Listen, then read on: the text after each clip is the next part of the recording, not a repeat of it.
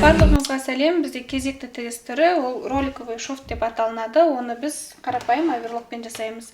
Мен сіздерге сабақты барысында, ең басында машинкаларды сабақтау кезінде оверлокты да қалай сабақтау керектігін көрсеткен болатынмын. Қазір екі тігісті салыстыру үшін бірінші қарапайым оверлок тігісін жасап көрейік.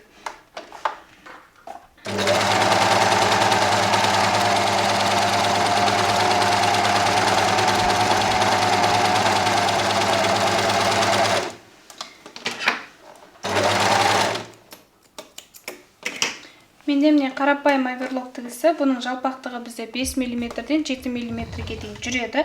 Қазір менде 5 мм тігіс тұр. Ал роликовый шов дегеніміз, ол бізде одан да жіңішке болады. Яғни жәнегі осының алдында көрсеткен московский шов деп айтқан сияқты, тек оның обработкасы оверлокпен жасалынады. Ол үшін бізге тек 3 жіп қана қажет болады. Сол себепті біз бір инені алып тастаймыз. Мұнда бізде оверлокта мына сияқты кішкентай отвертка жүреді. Осы отвертканың көмегімен сол жақта тұрған инені біз босатып алып тастаймыз. Яғни бізге ең жіңішке жасайтыны ішкі жақта тұрған оң жақ ине ғана қажет. Сол жақты қалдыратын болсақ, бізде тігістің қалыңдығы өзгермейді. Бұрап алып тастадық.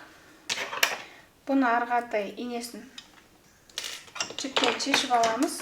Және де өзіміздің қалған екінші жіпті ғана сабақтаймыз.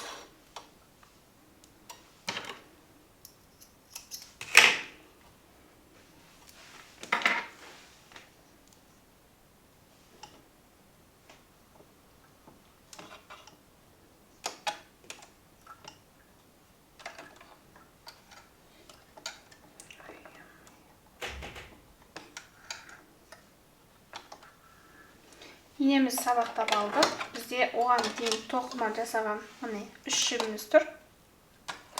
Келесі, бізде мұнда сізде оверлокта S деген әріп бар. Сол S деген әріпті жылжыту үшін мына жақ қанатыңызды ашасыз. Өткен жолғы сабақта айтқанмын, мына тұрған үлкен ақты бұраған кезде сіз пышақты алып тастайсыз деп. Қазір бірінші соны басу арқылы біз пышақты алып тастаймыз. Яғни роликовый шов үшін ол ине мына жақ шеттікке өте жақын болғандықтан біз пышақты алып тастаймыз. Одан кейінгісі бізде S деген ол стандартты тігіс түрі.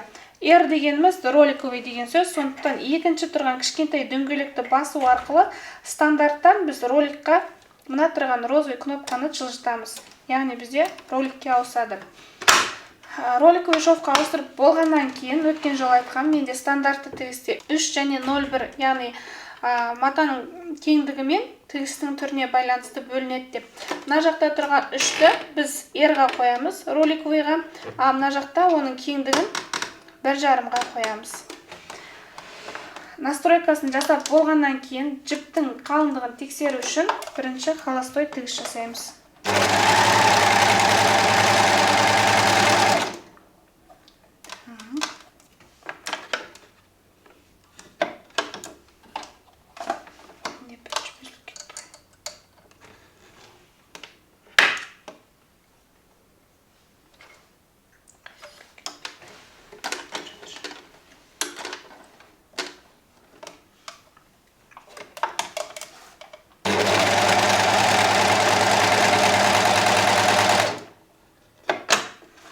Біз тігіс жасап алдық. Бұның артық жерін қиып алып тастаймыз. Бізге қажет емес. Енді біз обычный стандартты тігісті жасаған кезде мұнда 3-ші қатарға қойып тігетін болсақ, ал енді қазір мына тұрған темір табанның ең шетіне қойып аламыз матамызды. Табанның астына жібереміз.